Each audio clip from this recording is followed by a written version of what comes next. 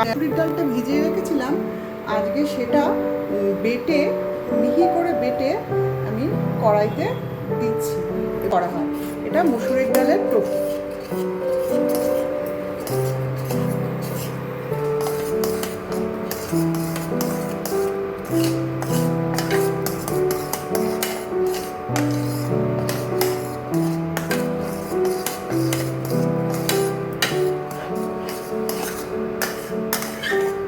এবারে ওই ঘন হয়ে যাওয়ার পর মসুরির ডালটিকে একটা কাচের পাত্রের মধ্যে চারিদিকে তেল ব্রাশ করে এটা রাখলাম এবং এখন আমি ফ্রিজে রেখে দেবো এটা 12 ঘন্টার জন্য।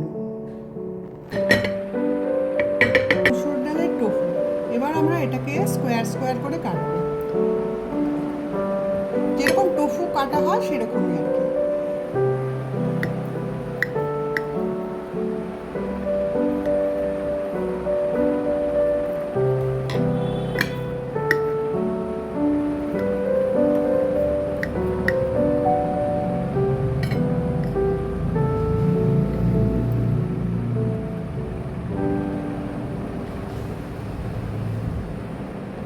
এই দেখুন একটা টোফু, এটা হচ্ছে টোফু। এটা দিয়ে আপনি ডিপ করে যে কোনো সসের সাথে খেতে পারেন, অথবা এটাকে হালকা ফ্রাই করে কারি বানিয়েও খাওয়া যেতে পারে। এটা হচ্ছে মুসুরির ডালের টোফু।